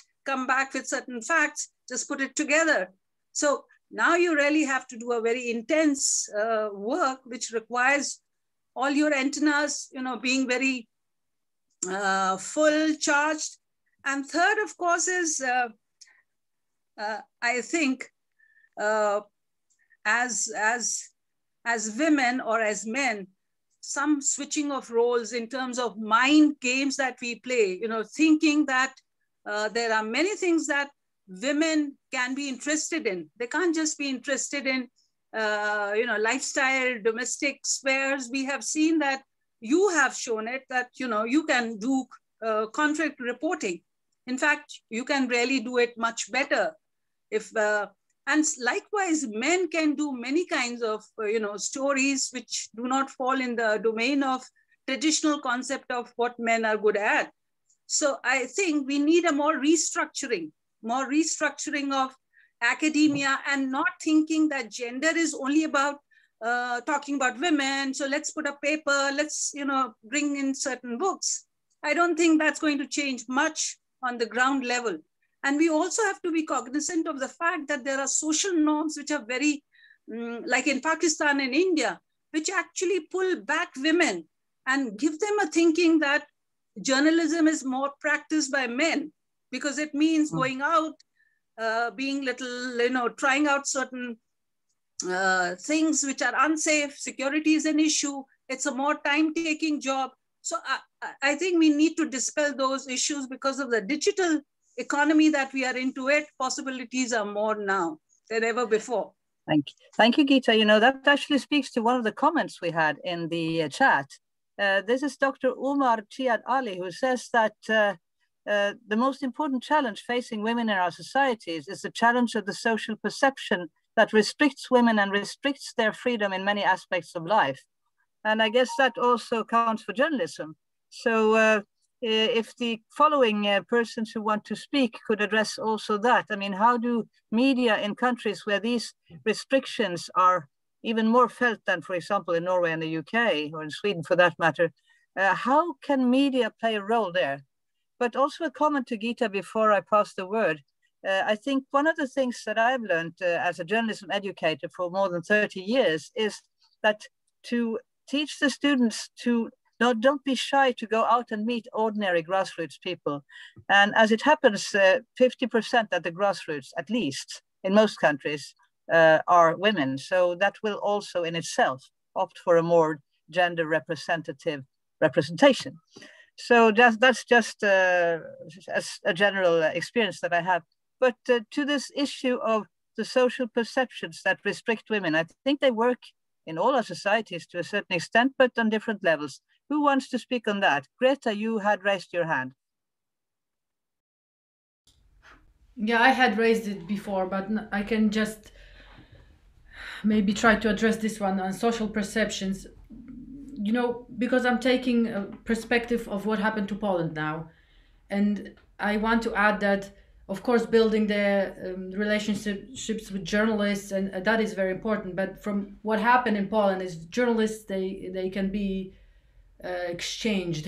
Really, there was an exodus of journalists. They come and go. They can be literally removed, and other people will be taking their jobs and doing the media, and still. And the social perceptions of the sort of picture or their ideas about women's role and presence in the world can be suddenly completely different. And even for us, quite, let's say, conservative, still probably in many levels society, what we are being told now by the news, public news, or national news, we call it now, state news, propaganda, really horrible propaganda. People who worked in journalism for many years are shocked and say that they haven't seen things like that even during communism. And for my PhD, I interviewed people who actually worked during the communism and through the revolution and later on in the free media. So the sort of perceptions that are now being mediated are completely not in line even with what the public thinks, So on one hand, we will have the pooling saying that people in Poland support abortion rights, for example. And on the other hand, we will have the actions and the type of reporting that shows the sort of completely different reality. So I think we always have to go back to the level of press freedom and the state of press freedom and keep that in mind, because a lot of misconceptions about, for example, the Eastern European countries is the fact that there's a lot of women in journalism sort of speaks to the good standing of women in that in the profession and the and that in itself speaks to gender equality in the media or in journalism. And that is really not the case. In many countries, Russia, Moldova, Georgia, experts say they openly, the fact that you have a lot of women in journalism is because it's a very weak profession, underpaid, completely precarious, etc., etc. So on one hand, you can celebrate that there's more women coming to journalism courses. On the other hand, you keep asking the question, why is that the case? What kind of profession is journalism becoming, and how are we organizing journalism as a profession and cherishing journalists as a professional community? Because that is scary development when you see them go. I can tell you firsthand, based on Poland's development, and and we are in Europe still. We think European what Union. What you talk about intrigues me, and I'm beginning to think of two particular political leaders. One which used to be the Prime Minister of Pakistan, Nawaz Sharif, and the other one actually the outgoing President of the United States, both of which preferred to speak directly to the public and not with the intermediaries of journalism, because they wanted just to tweet or to have a conference where they speak directly to the press without having questions, then just exiting. And then many authoritarian leaders also then scold the press. I think I'm talking mainly about male authoritarian leaders, by the way. So there is, I think that it speaks to what you just said, Greta, that we're talking about a world in which I wouldn't say that journalism is going to be weakened totally, but it is perhaps endangered also by the ways in which the business models have gone astray. We can't go into all that, but Hani, you raised your hand again, and who else wants to speak? I don't see much questions. I see a lot of announcements for beautiful and nice material that people can access to improve their skills on this issue. But if there are any more questions, I'd like you to ask them, and also to all the people who are still watching and looking and listening. I mean, please leave a comment, an evaluation of the seminar before you leave. We might need it for our donors, actually. This is part of our job. So do that, but ask further questions if you like. And I see Hani's hand, or is it just that you haven't lowered your hand? That's the mechanism by which you wanted to speak. Good, yes, Hani, please. So I just want to thank Greta for bringing that point up. I think it's of course, the lack of safety is going to sort of make, the lack of safety in particular for women is going to make women recede from any kind of professional engagement. And that's true for journalism. For example, Pakistan isn't a safe country for women. So hence, there is some correlation between, our lowered sort of numbers of women represented.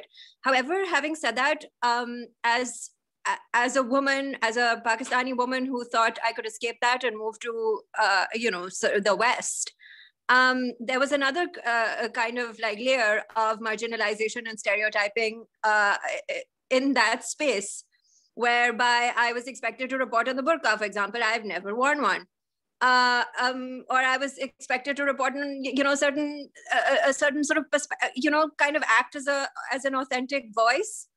Hence, I think it's so much more to do with context, and it's so much more complicated than that. And it's as Greta said, where in parts of Eastern Europe, there are enough women, but it's because of how journalism is viewed. So I feel like that context is extremely essential. And I think as we sort of proceed, kind of recognizing the kinds of marginalization that our colleagues have experienced, and sort of learn from them, I think that can improve. I think that we can make it more inclusive for other journalists. Thank you. Thank you so much. I now found a very intriguing question from Victoria here. Victoria Quaid, you ask, to what extent do panelists think that the reluctance to confront issues related to gender equality, access and representation is linked to the reluctance to confront structural inequality? What you actually ask is, do we have a sort of reluctance to be in a conflict? Are we not aggressive enough to actually take on these hard issues of gender discrimination at times? Are we ducking for those things? I would really like somebody to address this, because I think it's a fundamental question of how much do we document, and as also Gita rightly said, how much do we put out all these articles? How much do we go into tough confrontation with these inequality issues, which media still represent? Sometimes they criticize them, but sometimes they just repeat them and confirm them. Who wants to speak on that? May I? May I speak? Sorry, Elizabeth, you're muted. Elizabeth, okay, now I asked if Florence can go first, because we haven't heard much from Florence. You can go afterwards. Oh, yes, of course. Yeah, Florence, please unmute yourself. Florence, you raised your hand, but I cannot see you or hear you. Well, Florence? No. In that case, Gita, yes, but keep it brief since we have other. Oh, no, Florence, now you're there, please. Hello. Hello? We hear you. We hear you. Yeah. Hi.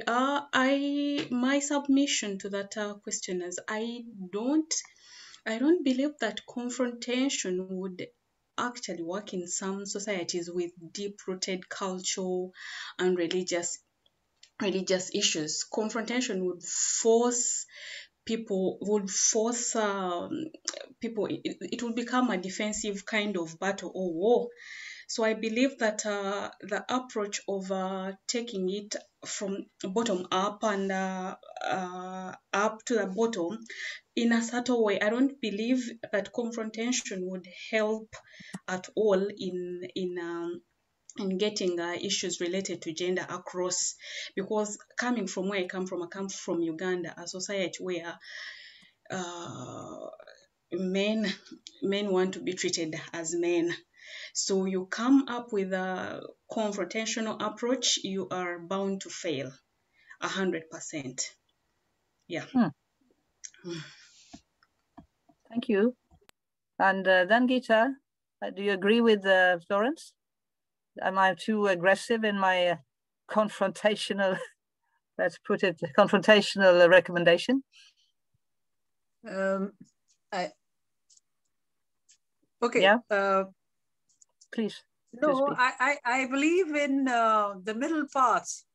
You know, we can't, because, you know, if we follow what Florence is saying, though I agree with her that we need to really think of ways to reduce any kind of backlash, which of course she has experienced in some sense, that students, male students were not keen on studying gender because they perceived it as pro-women, and men had no role in that. So I believe that there is a middle path that we can follow, which will take us to at least some parity in coming years.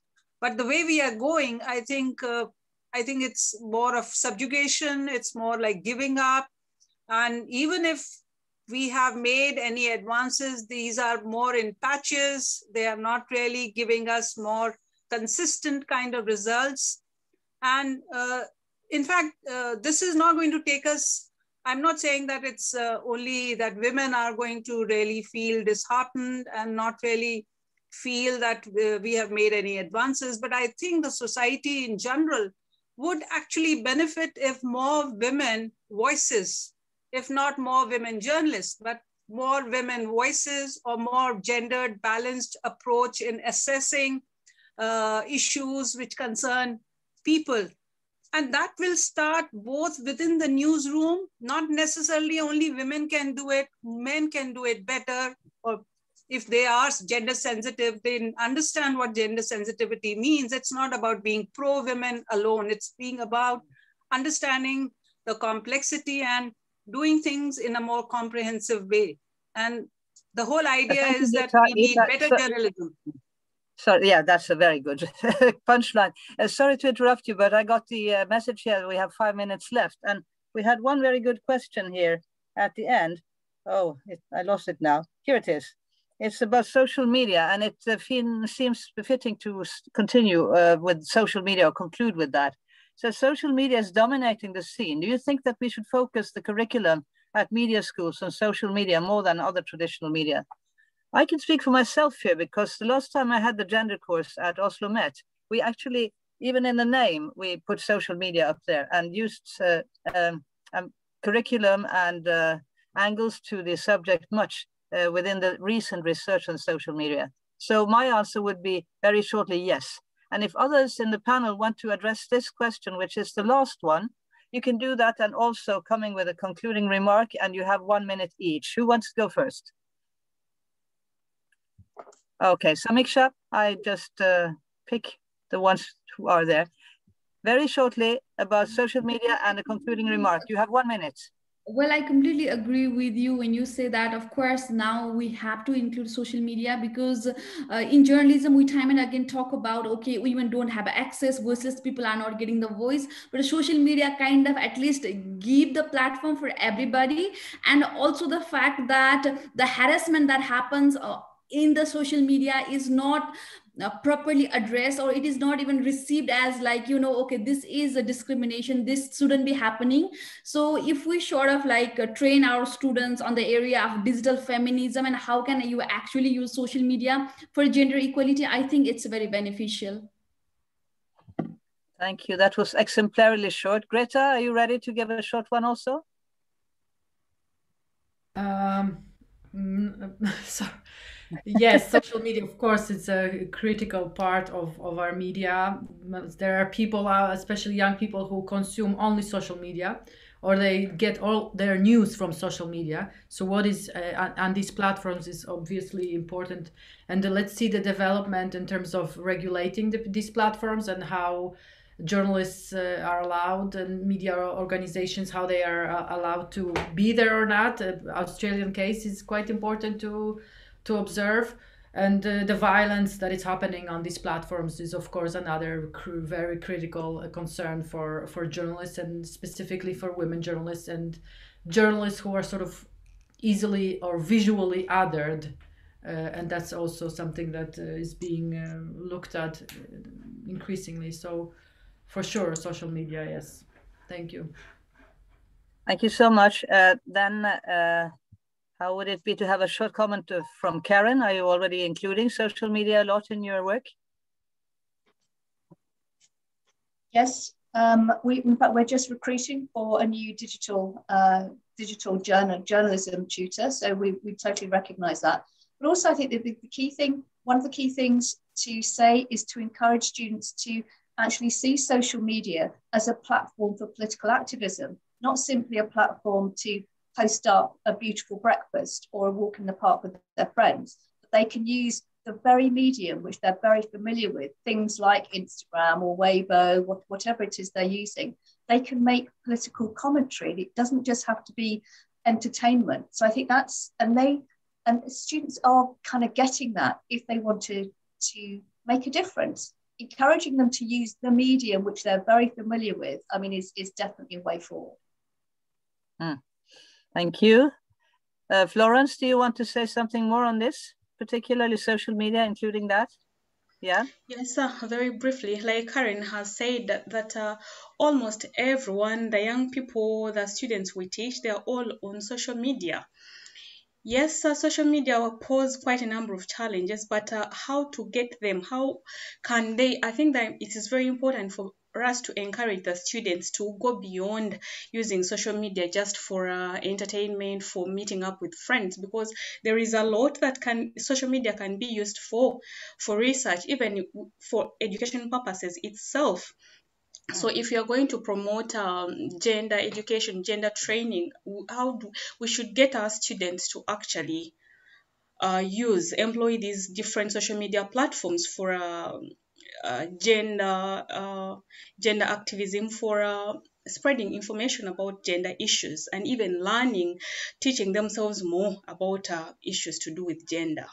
So I believe social media are very, very important platforms in this in the campaign for gender equality and gender parity within media and even in society in general.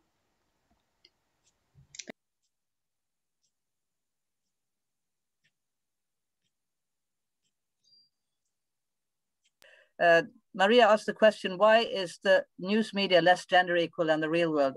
I think when I did my first research on this issue in 1990 then I concluded that the media is lagging behind society. And maybe they are the ones who don't dare to challenge the society more. So we should at least, as Gita, you also said, more critical thinking among our students will help prospective professionals to ask these critical questions and challenge more in a, as you mentioned also, Florence, maybe in a non-aggressive way. Time is out. I'm very sad about that because it seems that this has been interesting for more than the panel itself, much more people than that.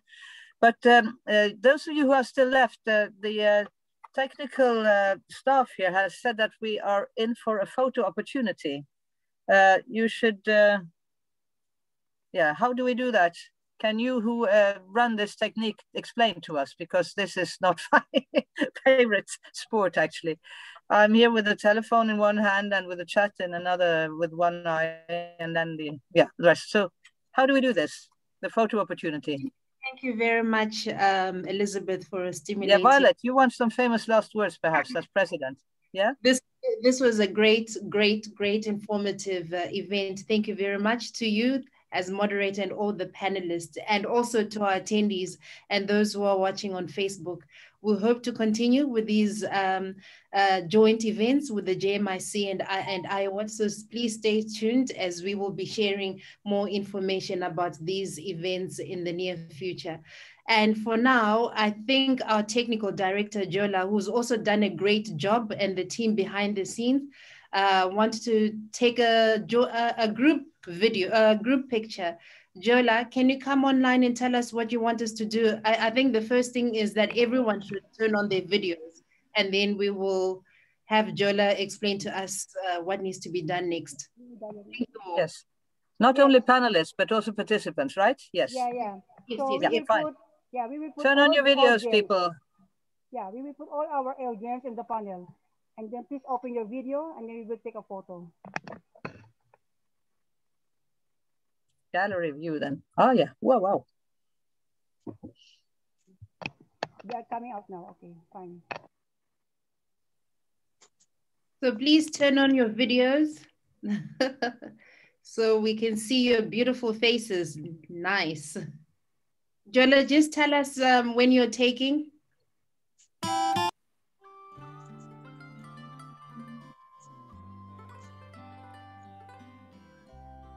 Have a little patience because we have more than 90 participants.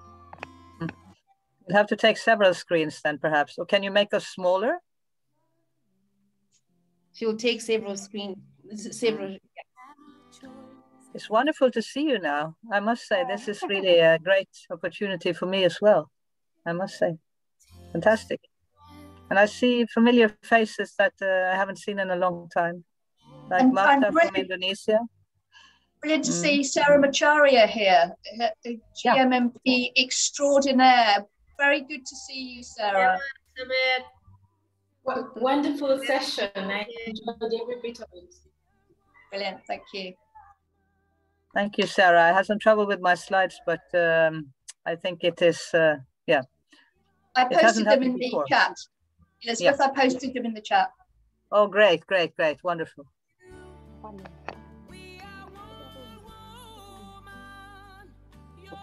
Oh, we have musical entertainment as well. Yeah, please open your video.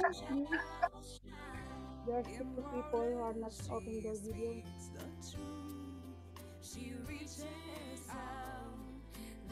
We're going to have these stuck smiles, these kind of fake smiles for several more minutes.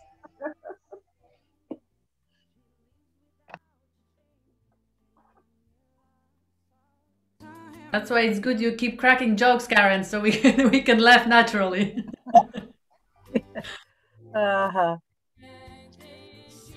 What's amazing, I mean, people obviously have left because it's been going on for a couple of hours, but I think for most of the call, we actually had a really good number of people participating. And given that it's, it is great that we still have 68 people who are still here 2 hours plus on. I think it's partly because it's International Women's Day and we're all just thinking, you know what, this is this is a time for celebration. It's great that we can talk about the GMMP data, even though the preliminary data, which is really interesting. It says both good things and less positive things, but they are. We do need to celebrate every day. Every day is Women's Day, but here on our special day, it's pretty important. This is our march today, actually. There isn't much marches due to the COVID, so this is our march, perhaps. Yeah. Online. But it also speaks about the stamina that we have, and also holding on to people in terms of, making things interesting. Otherwise, women issues are very niche areas for some people. But as I say, that it's actually concerns everyone. I'll tell you what we should do. We have to believe in that. Just before the photo op, given that the Choose to Challenge icon is holding our hand up, should we all just raise our hand so that when the screenshot, we're all actually giving that symbol? Okay, ladies, we have 3 screens, okay? This is the first one. We will take the photo of the first screen, okay? Stand by. Can I just say a compliment to Eric, who is one of our economic finance guys who is with us today. And it's so fantastic because you are always so enthusiastic about the things we do. So I really want to commend you on being with us today. So a special wave to Eric.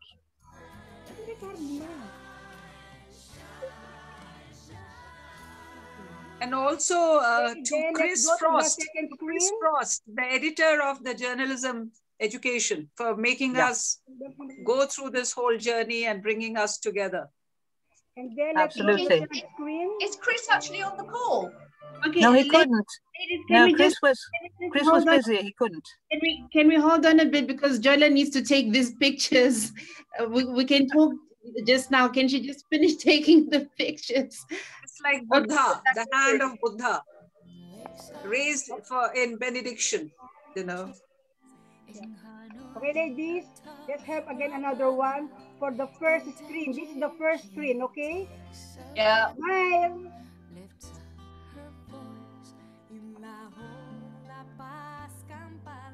Then let's go to the second screen.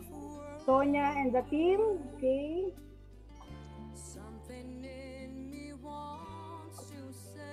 Thank you. And then let's go to the third screen. Yeah, a lot of people doesn't want to open their videos. Anyway, we will see their names over there.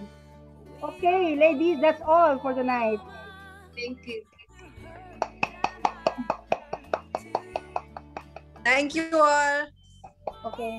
Bye-bye. Thank you so much. Bye. Well done, everyone. Thank you so much, everybody. Bye. Bye to everybody. Thanks for bye. Thank you for the seminar. Hello, Karen.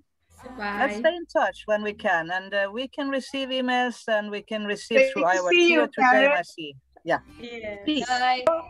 Hello, IAWRT members.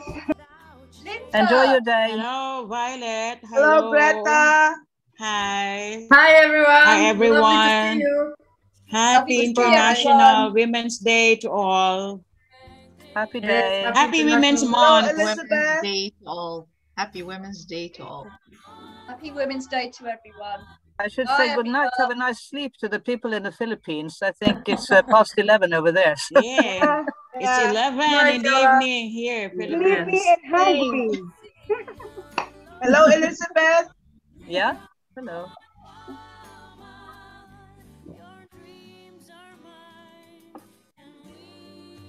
Thank you, Violet. Hello, Una. Thank you, Elizabeth. Thank you for the music. Thank you for the music. Hi. Great to see you all. Ciao. Hello, Gita. Bye. Thank you so much for this opportunity and Thank you, seeing Gita. women power. Bye, Yeah. Elizabeth. Bye, Gita. Karen. We will meet again, I'm sure. Oh, I'm sure you're coming to India. India has become safer. I want to come. I want to come tomorrow. Yeah, it's lovely weather. Oh yeah, better than here, I'm sure. Let me have a look. No, it's nice here. Really? But still cold. Yeah. Still cold. Oh, ice cold. This night it was freezing. Yeah. Yeah, so we have sun and we have, and it's quite warm, not hot, warm. February, March are the best months in India, I know. Yeah, yeah. So I think this is an invitation to everyone on the panel and others to come to India. Oh, Maybe thank you. next. Be careful, we'll take you up on this. Do you have a big house? Yeah, big enough to host everyone. If there is a heart, I think you can find space to house people. We'll make a caravan. Yeah. So thank you so much. Bye. Should we ask the organizer and Una and Violet and myself to stay back just for a very short time? Can we do that when the rest have said goodbye? You are live on Facebook, remember? Jola, you can stop recording now. Oh, right. No, in that case, never mind then. Never mind. Okay. Oh, but if you stop recording, then you can have a chat. Yeah. You already stopped it maybe 10 minutes ago. Oh, it still says recording is still going on according to my screen. Not on the Facebook. I'm leaving. Okay, I'm leaving. Thank you so much. Bye, Gita. I'm leaving too. Thank you, everybody. Thank you, Elizabeth. Thank you, Anna. Thank you, Violet, Jola. Thank you. Bye-bye.